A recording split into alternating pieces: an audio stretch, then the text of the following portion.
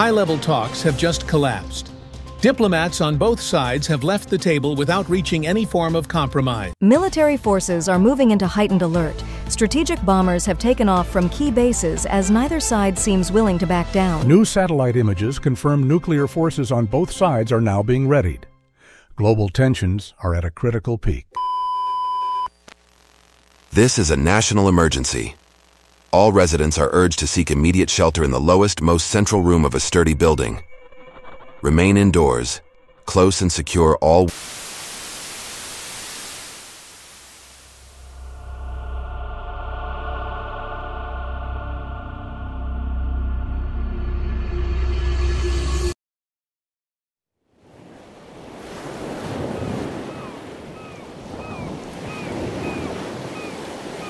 Yeah, man, I gotta say, it don't look too good.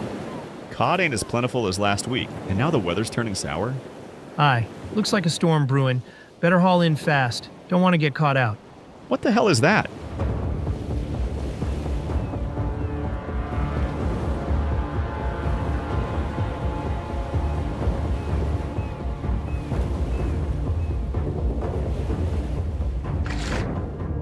On November 10th, 2015, Russian TV channel NTV accidentally aired a glimpse of a secret document about something called Status 6. The CIA thought this was no slip-up. That mysterious system turned out to be the Poseidon, a nuclear-powered, nuclear-armed autonomous torpedo. This massive torpedo stretches between 65 to 80 feet long and can dive to depths of around 3,300 feet. At those depths, detecting or intercepting it is extremely difficult. Powered by a mini nuclear reactor, the Poseidon has virtually unlimited range. It can cruise the oceans for months without needing to surface.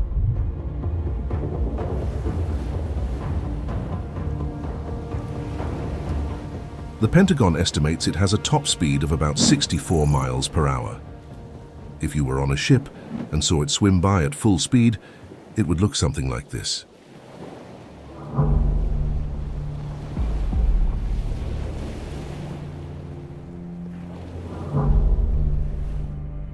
As for its payload, Poseidon is believed to carry a nuclear warhead with a yield of up to 2 megatons.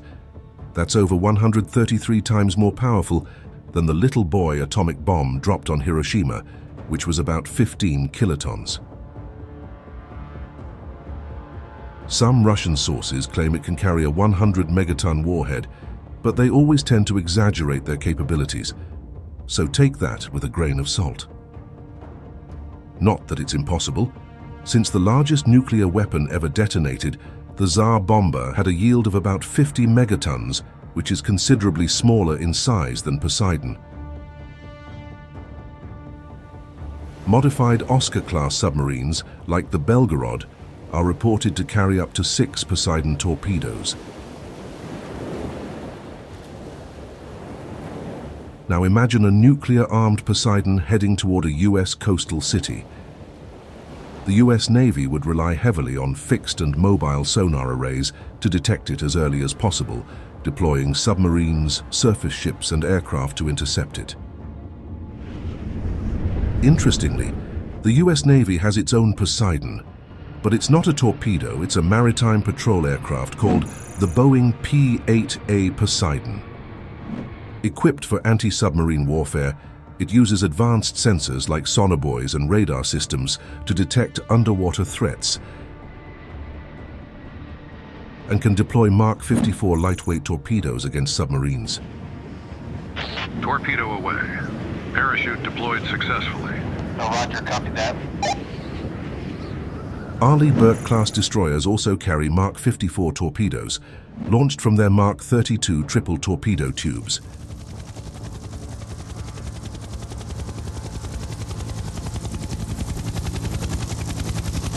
The Navy's primary helicopter, the MH-60R Seahawk, can carry them too.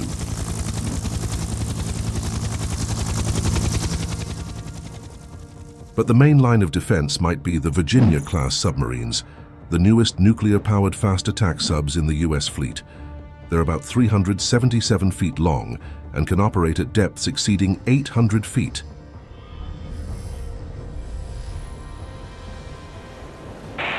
Cyber 1, status check. We see you near the torpedo. Over.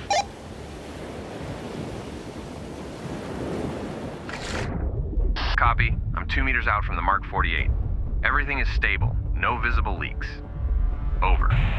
Armed with Mark 48 heavyweight torpedoes, designed for high-speed and deep-water engagements, they're well suited to take on something like Poseidon. Working together, these platforms could intercept a Poseidon torpedo if it's detected early enough and potentially destroy it. But here's the catch. Poseidon's autonomous nature means it operates without direct human control, using artificial intelligence to dodge obstacles and avoid detection. One of its stealth features is a specially designed pump that jets water in a way that mimics civilian ships. And the Poseidon's main stealth feature isn't about its high speed, but rather its ability to move super slowly before reaching its target area. This means it could be launched and then creep toward enemy ports over weeks or even months, only hitting high speed in the final stage.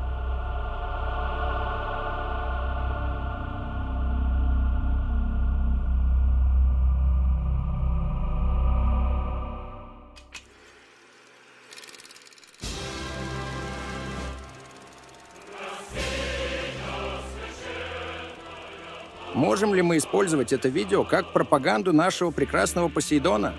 In 2022, Russian domestic TV propaganda said Poseidon will be able to plunge Britain into the depths of the sea and could also target American port cities by initiating a 500 meters high radioactive tsunami.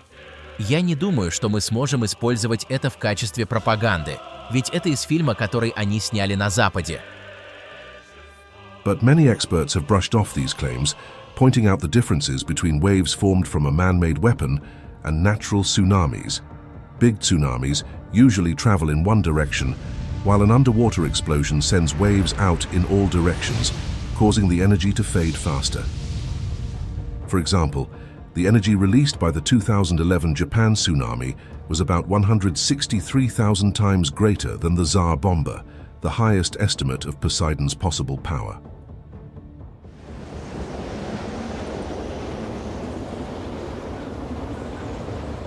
As for how many Poseidon torpedoes are out there, the Pentagon reported that Russia conducted its first successful test launch in 2016 in the Arctic Ocean. By early 2023, it was said that the first batch of these weapons had been produced.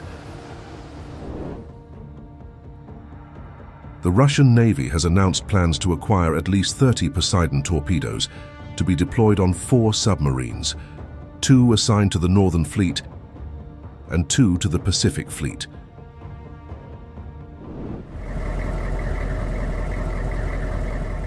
The most powerful nuclear weapon currently in the US arsenal is the B-83 thermonuclear bomb. It's about 12 feet long and 18 inches in diameter. Unlike missiles, it doesn't have any propulsion system. It's a gravity bomb, meaning it relies on the aircraft's speed and altitude, plus gravity to reach its target. While the B-83 can technically be carried by aircraft like the F-16 Fighting Falcon and the F-15E Strike Eagle, in practice, it's primarily deployed by the B-2 Spirit stealth bomber. The B-2 is specifically designed for strategic nuclear missions and is currently the only aircraft that carries heavy nuclear bombs like the B-83. The B-2 has a top speed of around 630 miles per hour. Imagine standing at the Grand Canyon and watching a B-2 stealth bomber fly by at low altitude and top speed.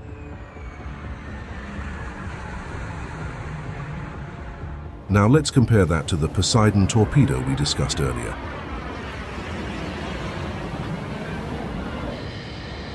The B-2 is roughly 10 times faster than Poseidon at its top speed.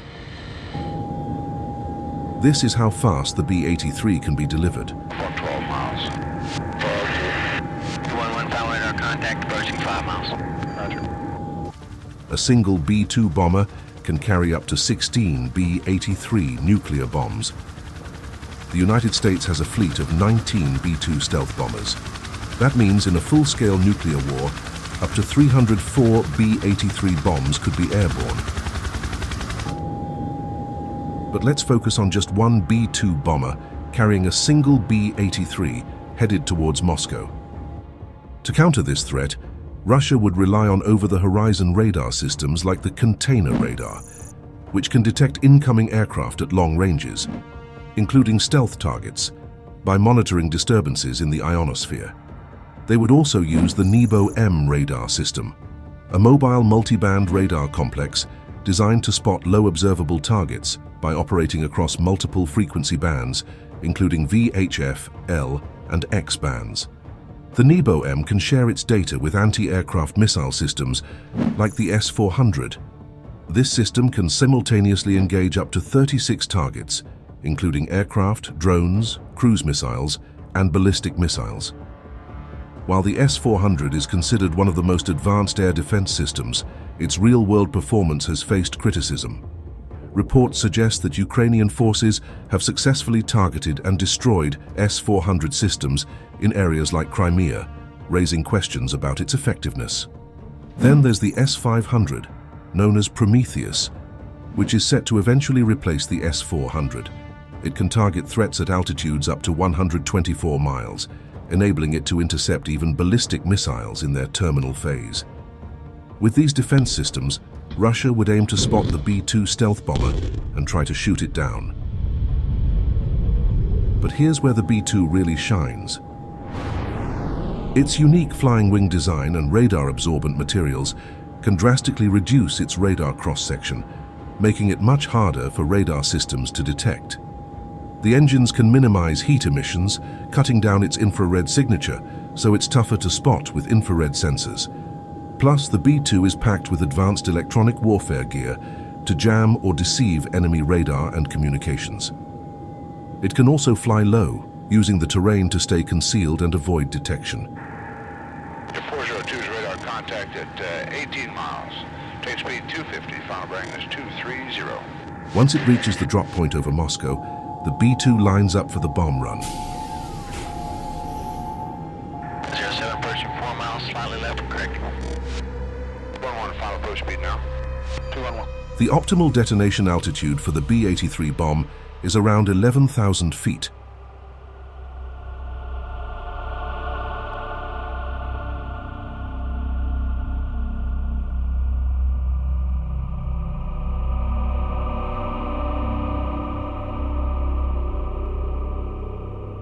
When it detonates as an airburst, the fireball would incinerate everything within a 0.7-mile radius.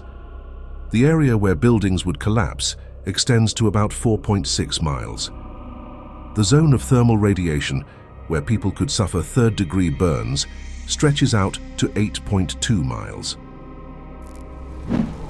Estimated immediate fatalities could reach over 1.3 million people, with another 3.7 million injured.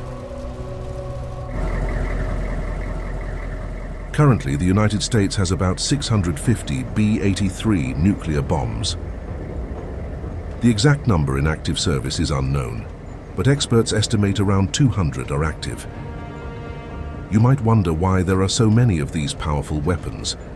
The reason is that during the Cold War, they were meant to ensure a strong and flexible nuclear deterrent.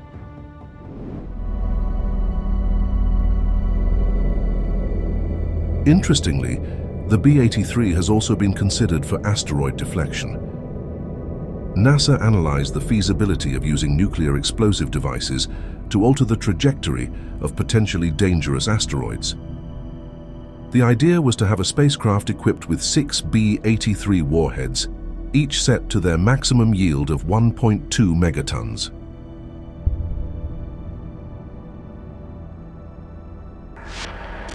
Station Zarya, report. Have the 6 B-83s detonated? Yes, Command. All charges went off above the asteroid's surface. Trajectory? It's shifting, Command. Just enough to clear Earth. These would be detonated at a calculated distance above the asteroid's surface to nudge it off course without breaking it apart, steering it away from Earth. Another key player in the US nuclear arsenal is the AGM-86B air-launched cruise missile. While its yield ranges from 5 kilotons and up to 150 kilotons, considerably less than the B-83, it's still about 10 times more powerful than the Hiroshima bomb.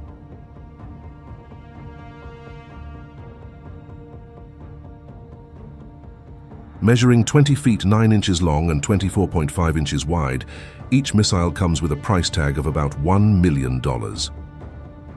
These missiles are carried exclusively by the B-52H Stratofortress, an iconic bomber with a top speed of 650 miles per hour and can fly up to 8,800 miles without needing to refuel.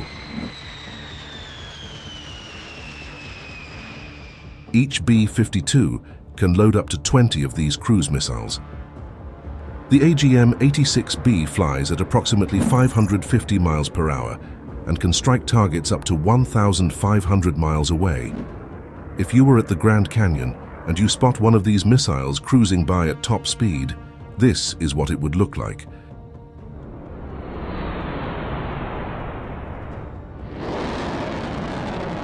Thanks to its Williams turbofan engine, it operates efficiently at subsonic speeds and leaves minimal exhaust, which are key factors in stealth technology.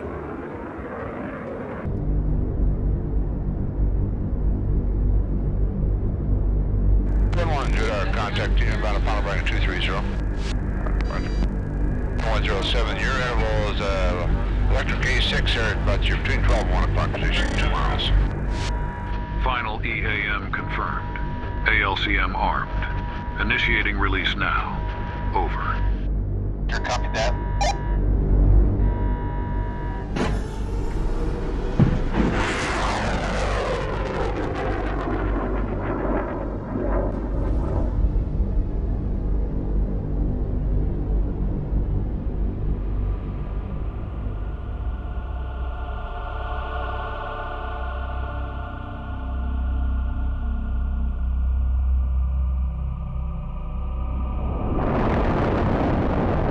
If one of these 150 kiloton warheads was detonated over Moscow, the fireball would span about 544 yards.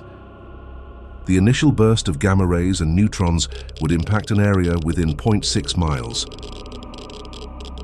Thermal radiation would be severe enough to cause third-degree burns with a radius of 3.2 miles. Immediate fatalities could be over 335,000 people, with an additional 1.4 million injured.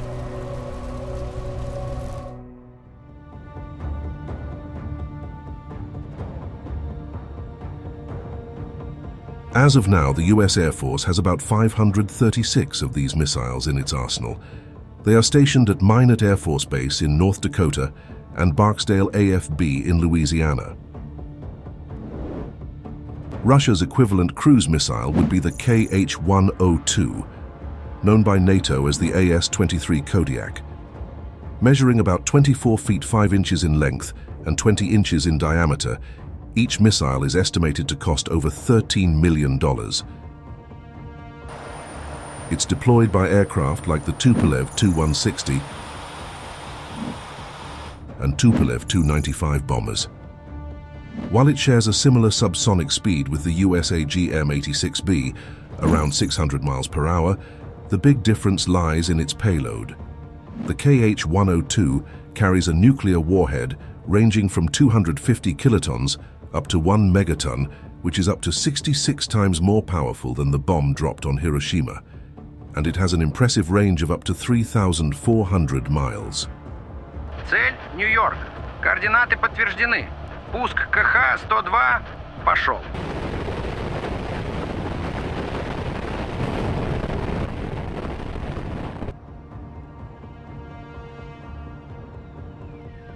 Sunset goes this evening, sunset at 7:30 and 8 weeks closer to 8:30 in the evening.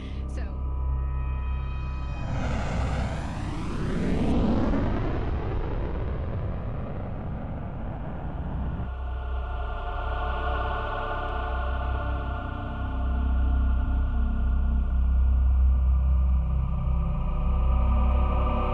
If a KH-102 were to strike a major US city like New York, the impact would be catastrophic. The fireball would engulf an area with a radius of 0.7 miles, vaporizing everything instantly. The moderate blast damage zone, where most buildings would collapse, would extend out to about 4.4 miles. Thermal radiation causing severe burns could reach as far as 7.6 miles from ground zero. Estimated fatalities could exceed 2 million, with an additional 3 million injured. The exact number of KH-102 missiles in Russia's arsenal is unknown.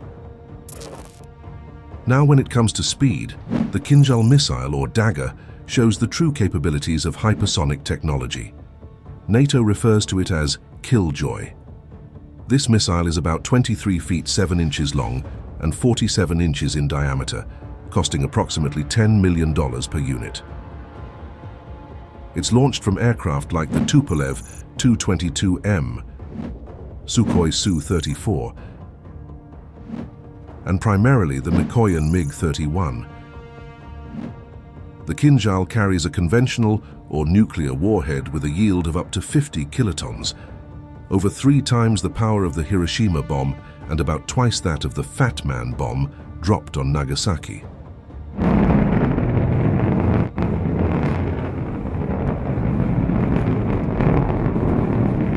What sets the Kinzhal apart is its hypersonic speed, reaching up to Mach 10 or about 7,700 miles per hour. That's roughly 13 times faster than the KH-102 or the US AGM-86B. At this speed, about 11,200 feet per second if it flew over New York City, it would cover 20 miles in just 9.4 seconds. Blink, and you'd miss it.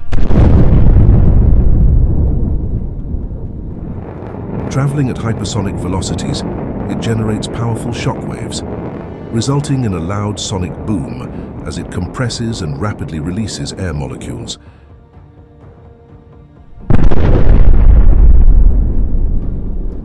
Even with the mind-blowing speed of Mach 10, Ukraine has managed to intercept Russian Kinzhal hypersonic missiles, carrying conventional payloads, using the US-supplied Patriot air defense system. The first confirmed interception happened on May 4, 2023, over Kyiv. The Patriot system is a mobile surface-to-air missile setup designed to detect, track and take down various aerial threats, including tactical ballistic missiles, cruise missiles, and advanced aircraft. It features a phased array radar that handles surveillance, target detection, and tracking. The launchers come with canisters that house the interceptor missiles, and each launcher can hold up to 4 PAC-2 missiles or 16 PAC-3 missiles.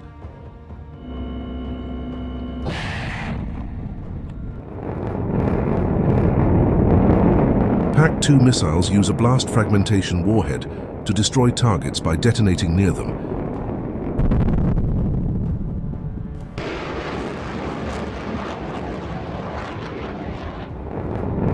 While PAC-3 missiles take a different approach by directly colliding with incoming threats, offering higher lethality through a hit-to-kill mechanism.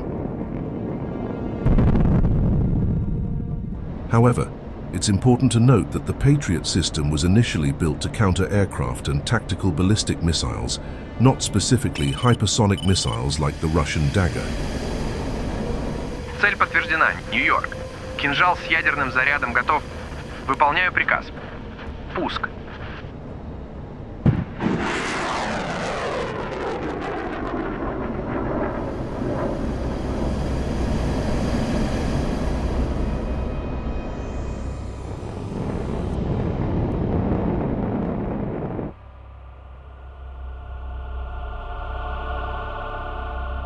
If a single Kinzhal missile were to breach US airspace and detonate as an airburst over a city like New York, even with a 50 kiloton yield, the consequences would be devastating. The fireball would cover a 0.2-mile radius, instantly vaporizing everything in its path. The moderate blast damage zone, where most buildings would crumble, would stretch out to about 1.6 miles. Thermal radiation strong enough to cause severe burns would reach up to 2 miles from ground zero. estimated immediate fatalities could surpass 500,000 people, with an additional 1 million injured. The exact number of Kinzhal missiles in Russia's arsenal is unknown. However, Ukrainian intelligence estimated that Russia produced at least 4 Kinzhal missiles in the month of October 2023. One of the fastest and most high-tech nuclear weapons in the world is the Trident II submarine-launched ballistic missile. This missile is a key part of the sea-based nuclear deterrent for both the United States and the United Kingdom. The Trident II measures over 44 feet in length and more than 6 feet in diameter, with each missile costing around $31 million. It can carry multiple independently targetable re-entry vehicles, or MIRVs, with the top tier being the W-88 nuclear warhead. Each Trident II can hold up to 8 re-entry vehicles, each loaded with a 475 kiloton warhead. That's equivalent to the explosive power of almost 32 Hiroshima bombs in each warhead, or about 253 Hiroshima bombs in a single missile. Under the New START Treaty signed in 2010, the US is required to maintain a total of 1,550 active nuclear warheads spread across its nuclear triad. Currently, the US equips each Trident II with 4 to 5 warheads to adhere to this limit.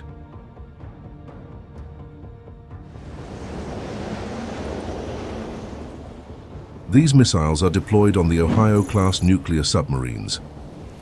As the largest submarines ever built for the US Navy, they stretch 560 feet long and are powered by a single S-8G pressurized nuclear water reactor, giving them virtually unlimited range. They also come with desalination systems that turn seawater into drinking water for the crew, so their range is really only limited by how much food they can carry. The US operates a fleet of 14 Ohio-class submarines armed with Trident II missiles. 8 of these are part of the Pacific Fleet based at Naval Base Kitsap in Bangor, Washington, and the other 6 are with the Atlantic Fleet stationed at Naval Submarine Base Kings Bay in Georgia. Each Ohio-class submarine has 24 missile tubes. But to comply with the new Strategic Arms Reduction Treaty between the US and Russia, the US has reduced the number of operational missile tubes on each submarine to 20.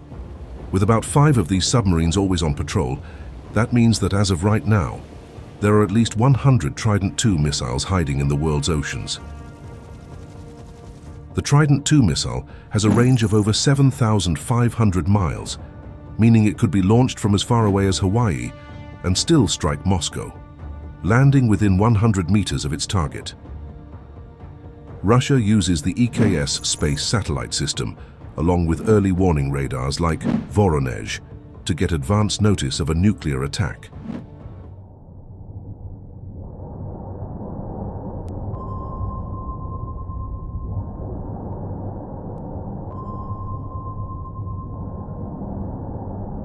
To stay under the radar, Ohio-class submarines launch their Trident II missiles while submerged under the sea. An explosive charge generates high-pressure gas, forcing water into the missile tube and creating steam. This pressure pushes the missile out of the tube, sending it toward the ocean surface.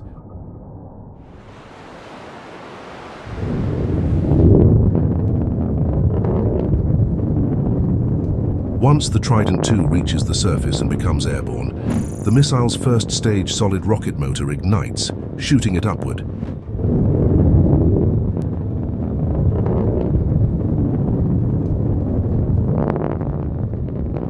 Immediately after the first stage detaches, the second stage motor ignites.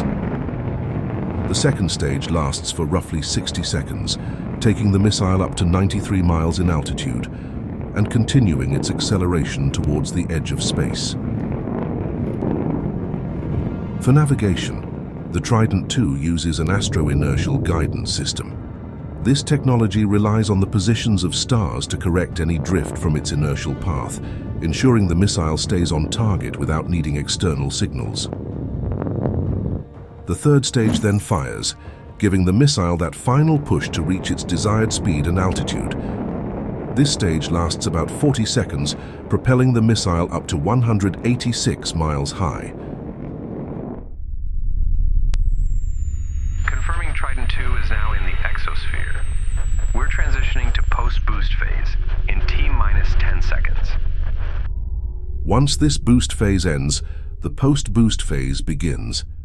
The missile's nose separates, exposing the re-entry vehicles, and the system now known as the bus takes over to carry the RVs. During the post-boost phase, which lasts around 3 minutes for intercontinental targets, the bus continues to ascend to altitudes exceeding 750 miles above Earth's surface.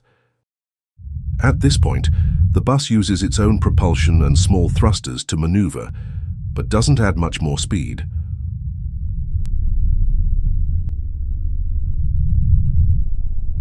Once the bus has the RVs lined up for their targets, in this case Moscow, it starts releasing them one by one. Re-entry vehicles have been successfully released. Trajectories look solid, and we're tracking clean separation across all warheads. Mission parameters are green. No anomalies detected. To keep their paths stable, the RVs spin to maintain their trajectory. They use tiny gas thrusters to start and control this spin, but since there's no air in space and due to conservation of angular momentum, they won't need to keep using the thrusters after the initial setup. These RVs then travel thousands of miles through space on a ballistic trajectory. This is the mid-course phase, which lasts the longest, about 20 minutes. The RVs are cone-shaped to protect the nuclear warheads inside from the intense heat during re-entry. Inside each warhead, the core, known as the pit, contains fissile material like plutonium-239 or highly enriched uranium. In thermonuclear bombs, there's also a secondary stage with fusion fuel, such as lithium deuteride.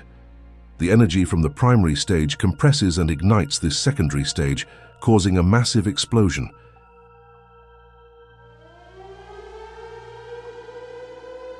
The final phase is the terminal phase, occurring when the RV enters the atmosphere at around 60 miles altitude. As the RV starts its re-entry, it zips through the atmosphere at Mach 24, about 18,000 miles per hour. This incredible speed subjects it to huge aerodynamic forces. The air in front of the RV's nose cone gets compressed so quickly that temperatures reach several thousand degrees Celsius. This extreme heat ionizes the surrounding air, forming a plasma sheath around the re-entry vehicle. On the ground, things get even more intense. Besides the S-500 Prometheus, which is a mobile air and missile defense system capable of shooting down ballistic missiles at up to 124 miles altitude and can handle up to 10 hypersonic targets at the same time, Moscow also relies on its older A-135 defense system. This system dates back to the Soviet days and was built to shield Moscow from incoming ballistic missiles.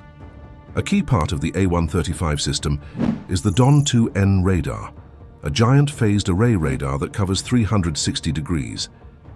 The system used to include the 51 T-6A-BM-4 Gorgon, built for long-range interceptions in space before the warheads come back down. But that part was shut down in 2007. Still active is the 53 T-6A-BM-3 Gazelle interceptor. These are short-range, high-speed missiles designed to take out warheads within the atmosphere during their terminal phase. Originally, these interceptors were loaded with nuclear warheads, each carrying about 10 kilotons, meant to explode near the incoming missile and knock it out with the blast and radiation. But recent reports show that these interceptors now are not loaded with their nuclear warheads. Instead, the warheads are kept separately at places like Borovsk 1, around 50 miles southwest of Moscow. Looking ahead, Russia plans to upgrade the A-135 system to a newer version called the A-235 Samolet-M, or Nudol system. The A-135 system launches missiles exclusively from silo-based launch containers. These silos are strategically placed around Moscow, creating a protective shield against missile attacks. When combined with the S-500 Prometheus, Russia has a strong defensive line against ballistic missiles. But the Trident II isn't just about warheads. It can also deploy decoys to confuse and bypass missile defenses. This means that even with advanced systems like Prometheus, it's possible that one or two warheads from a single Trident II missile could still hit their target.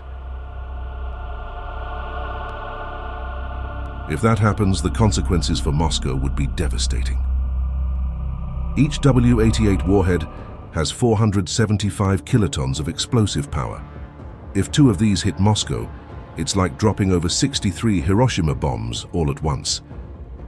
Since the warheads are targeting one city, to prevent something called nuclear fratricide, where one warhead's explosion could destroy the other, the distance between their detonation points is increased, so they minimize overlap and maximize overall destruction. The result would be an estimated 1.5 million immediate fatalities and millions more injured from just one Trident II missile, assuming only 2 out of its potential 8 warheads hit the target. With the US Navy having 14 Ohio-class submarines, each carrying 20 Trident II missiles, this means the US can have 280 Trident II missiles underneath the world's oceans. But as we mentioned, these subs have 24 launch tubes. Outside the START treaty, they could carry up to 336 missiles ready to launch.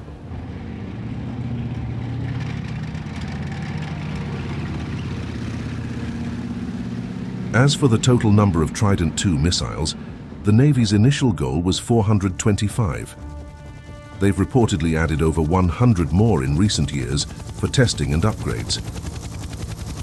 While the exact number is classified, it's reasonable to estimate the US has about 500 Trident II missiles in active stockpile, including those deployed, reserved, and used for testing. Russia's counterpart to the Trident II is the RSM-56 Bulava missile. Measuring around 40 feet long and over 6 feet in diameter, each one costs just over $32 million. The Bulava can carry between 6 and 10 MIRVs, each warhead delivering 100 to 150 kilotons of explosive power. Just one 150 kiloton warhead is 10 times more powerful than the Hiroshima bomb. So, with up to 10 warheads, a single Bulava could unleash the equivalent of 100 Hiroshima bombs.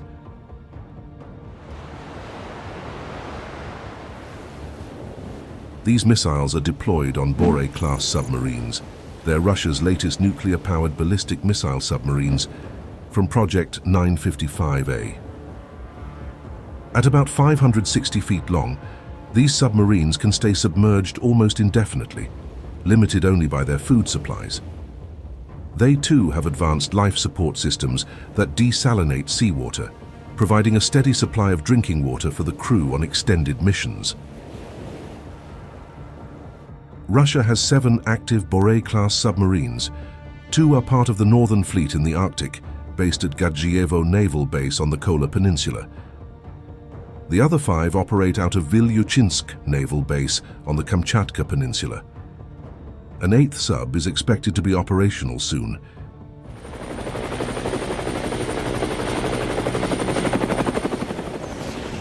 Each submarine can carry 16 Bulava missiles.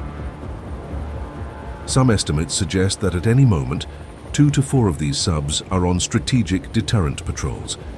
That means up to 64 Bulava missiles could be hidden beneath the oceans right now. The Bulava has a maximum range of about 5,800 miles, meaning it could reach a city like New York even if launched from port in Vilyuchinsk.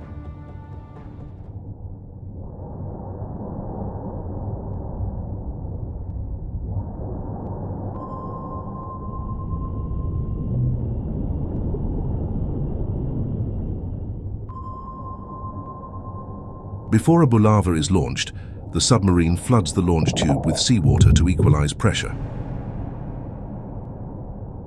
A gas generator at the base then ignites, producing high-pressure gas that propels the missile upward.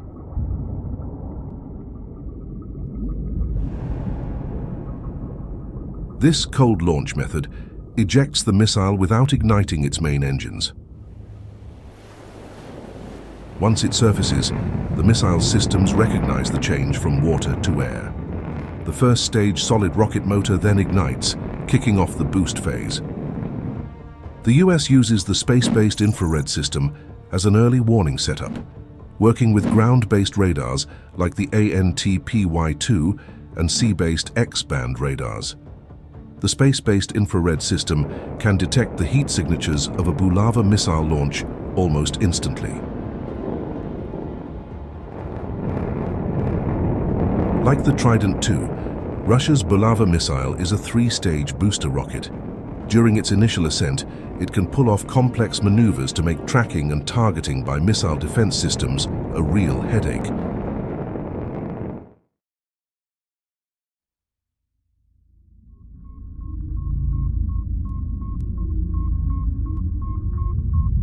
After blasting through its first, second, and third boost phases, and reaching up to about 750 miles above Earth's surface, the post-boost phase kicks in. This is when the bus, the part that carries the re-entry vehicles, is exposed in space.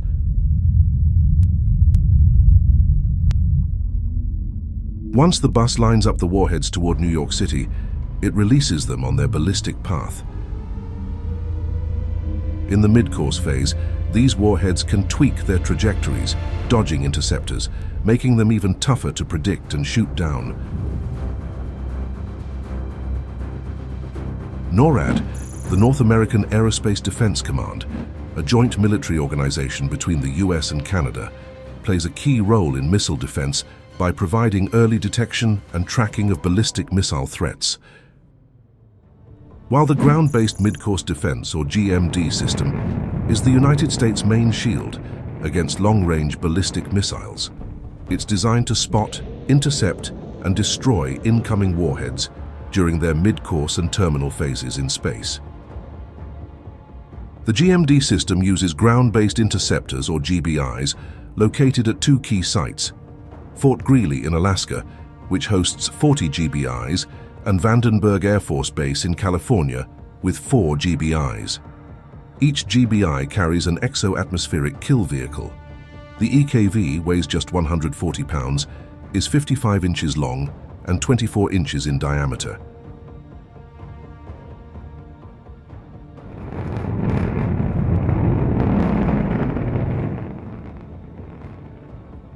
After launch and separation from the booster in space, it uses its own sensors and propulsion to get close on the incoming warhead, destroying it through sheer kinetic energy. The US also uses the Aegis ballistic missile defense system. This sea-based system employs advanced radar and interceptor missiles to tackle short to intermediate range ballistic missiles during their mid-course and terminal phases. When a missile is detected, the Aegis system fires Standard Missile-3 interceptors from Ticonderoga-class cruisers or Arleigh Burke-class destroyers, aiming to collide with the warhead in space and neutralize it.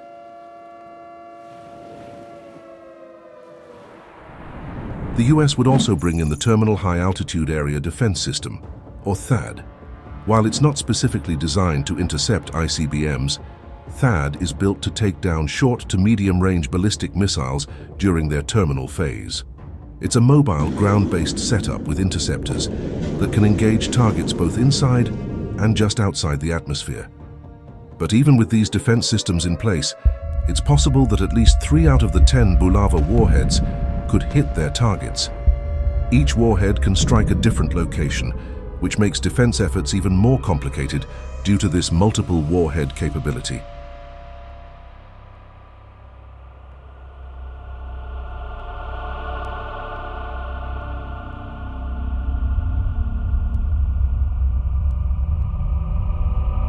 If 3 of these 150 kiloton warheads were to hit New York in different areas, the destruction would be massive.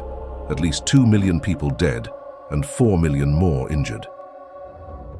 The Bulava warheads can reach speeds up to Mach 20, or about 15,300 miles per hour. In comparison, Trident II warheads can hit speeds of Mach 24, roughly 18,000 miles per hour. These speeds are mind-boggling and almost beyond human comprehension. The last component of the US nuclear triad are ground-based ICBMs launched from missile silos. The Minuteman III missiles, standing 60 feet tall with a diameter of 5 feet 6 inches, each one costs about $7 million. Confirming, all major nuclear weapons are on display. Roger, copy that. The Minuteman III was the first US ICBM to feature MIRV technology, allowing one missile to carry multiple warheads capable of hitting different targets. However, under the New START Treaty, which limits the US to 1,550 active nuclear warheads, Strategic Command has decided to equip each Minuteman III ICBM with only one warhead, typically the 300-kiloton W-87, equivalent to 20 Hiroshima bombs. The current ICBM force includes 400 Minuteman III missiles stationed at 3 main US Air Force bases: F.E. Warren Air Force Base in Wyoming, Minot Air Force Base in North Dakota, and Malmstrom Air Force Base in Montana.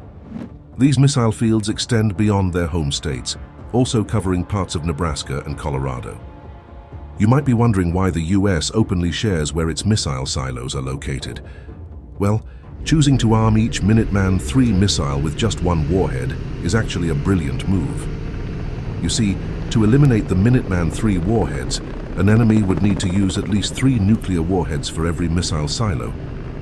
Considering the US has 400 Minuteman IIIs and 50 extra decoy silos, any nation attempting a sneak attack would have to expend around 1,350 nuclear warheads just to take out the US ground-based nuclear forces.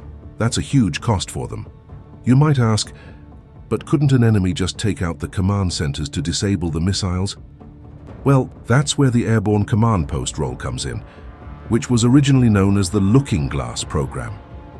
Today, this mission is carried out by the US Navy's E-6B Mercury aircraft, an airborne command post that ensures the Minuteman III missiles can be launched, even if ground-based command and control centers are decapitated by a nuclear attack.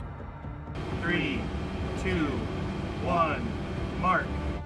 With the Airborne Launch Control System, or ALCS, on board, the crew on the Mercury aircraft can remotely launch the Minuteman III missiles if the presidential order is given, keeping the ground-based deterrent effective, even though the Minuteman III's location is public knowledge. So by deploying Minuteman III ICBMs with a single warhead, the US minimizes the risk of a use them or lose them situation and enhances strategic stability. Even though they're not the newest, the Minuteman III missiles have nearly 100% reliability in tests and are among the fastest nuclear missiles around, reaching speeds up to Mach 23, or about 17,500 miles per hour. But imagining them flying parallel to the ground isn't practical. They can't handle the dense atmosphere at those speeds. It would be like slamming into a wall. And the resulting shockwaves? You'd need to be miles away to be safe.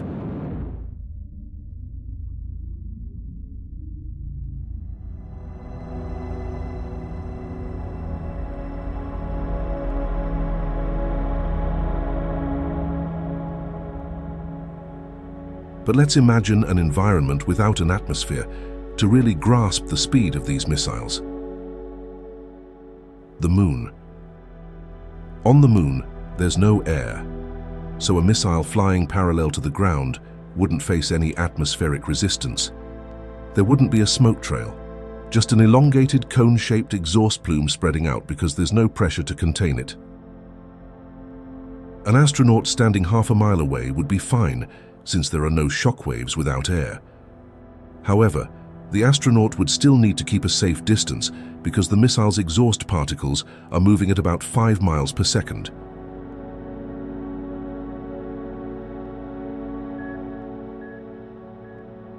If the missile zipped by, it would look like this.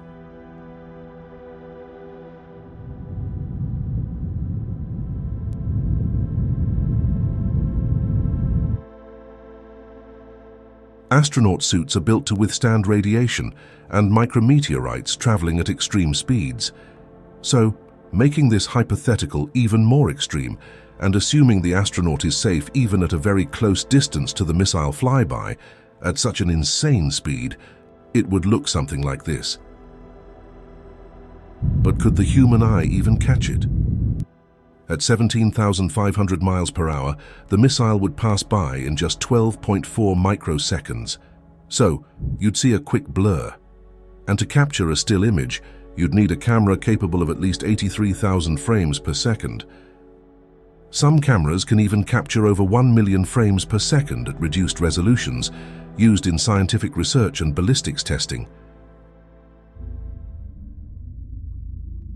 But remember, these missiles are built for one purpose: destruction.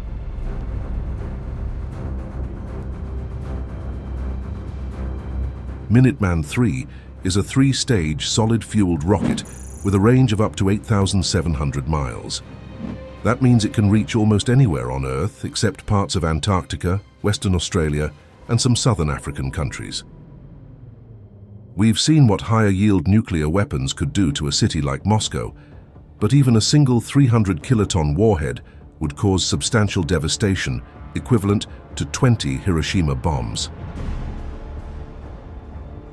The fireball radius would be about 0.4 miles, and residential buildings would collapse within a 2.9-mile radius. Thermal radiation would affect areas up to 4.5 miles away. Estimated fatalities could exceed 500,000, with another 2 million injured. This is the power of Minuteman III.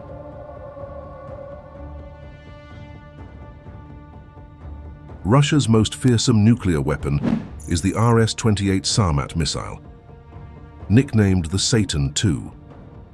This super-heavy ICBM towers at nearly 116 feet, with a diameter close to 10 feet.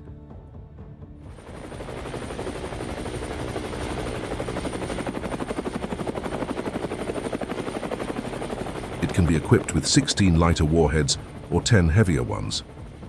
Each of the 10 heavy warheads with a yield of up to 745 kilotons. That's about 50 times the power of the Hiroshima bomb for each warhead, totaling 500 Hiroshima bombs. Some Russian reports suggest the Sarmat could even carry a single 50-megaton warhead. Given that its predecessor, the R-36M, could deliver up to 25-megaton warheads, this isn't entirely implausible. But there's another secret payload the Sarmat can carry. This missile is silo-launched and moved using massive transporter-erector vehicles designed to carry it horizontally and then set it upright for silo installation. Following its entry into service, Russia intended to deploy about 50 Sarmat ICBMs to replace older missiles. Based on production and deployment schedules, estimates suggest Russia has between 10 to 20 operational Sarmat missiles at present. But despite being in service, Sarmat has encountered many problems, including multiple failed tests, with the most recent failure occurring in September 2024. Nonetheless, its potential should not be underestimated.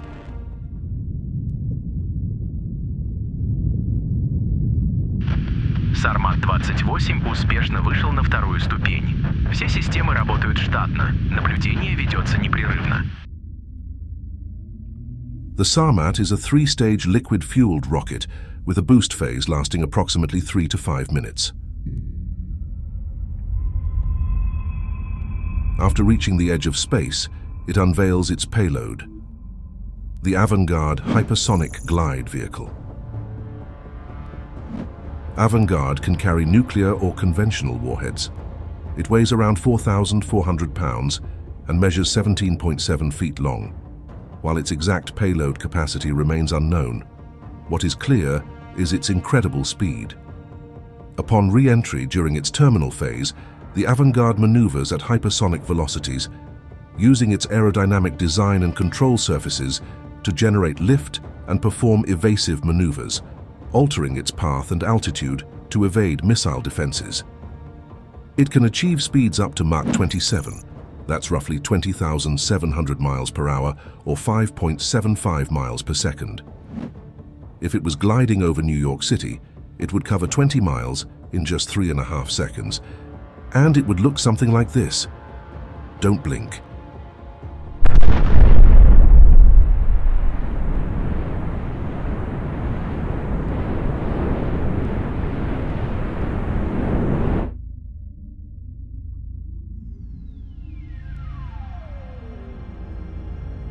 If the Sarmat was loaded with a single 50-megaton warhead and detonated over New York City, it would virtually erase the city from the map.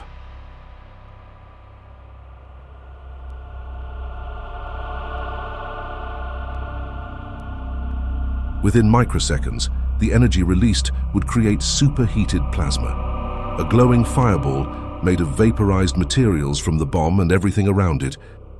This fireball would heat up rapidly, reaching temperatures of several million degrees Celsius, more than the core of the sun. These extreme temperatures last only a few milliseconds before the fireball starts to cool and expand. So, for at least a few milliseconds, there would essentially be a second sun in our solar system, right above New York City. As it expands and cools down, it forms the infamous mushroom cloud.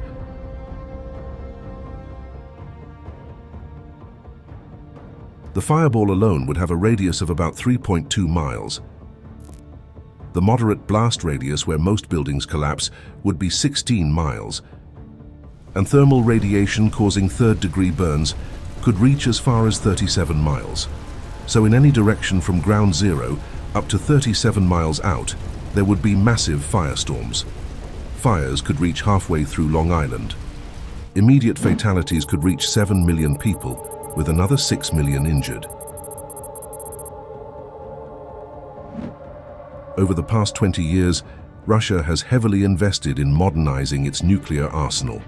In 2024, Russia's total military budget is estimated at $145 billion. But numbers that big are hard to grasp. Just saying the words 145 billion almost means nothing. It's just a number. So, let's see how much money that is in the real world. Imagine a pallet stacked with $100 million in $100 bills.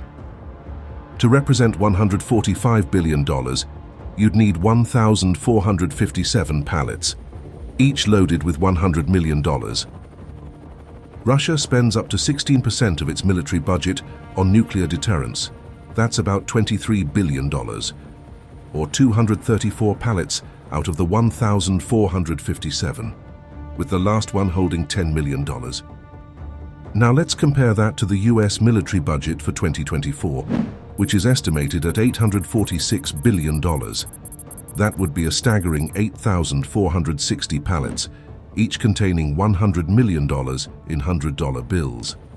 The US allocates about 6% of its military budget to nuclear deterrence, amounting to $53 billion, or about 532 pallets, with the last one holding $60 million.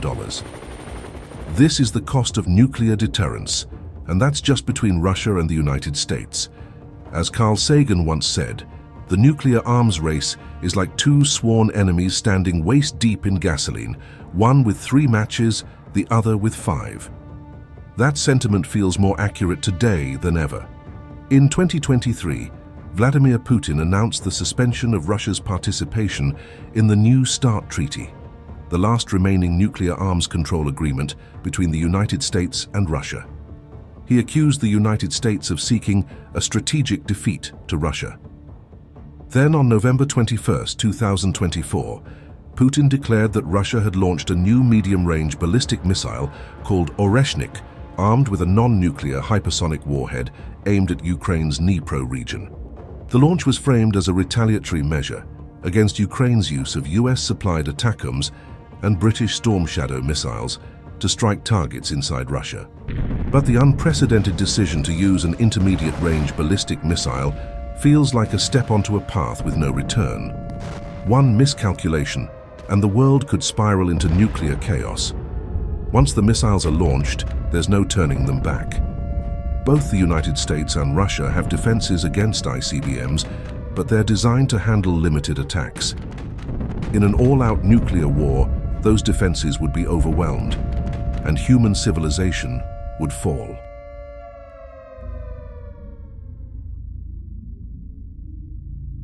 If we are the only intelligent beings in the Milky Way, the decision to turn off the lights of consciousness in the entire galaxy would rest in the hands of a select few. Perhaps it's time to rethink the paths we're treading before it's too late.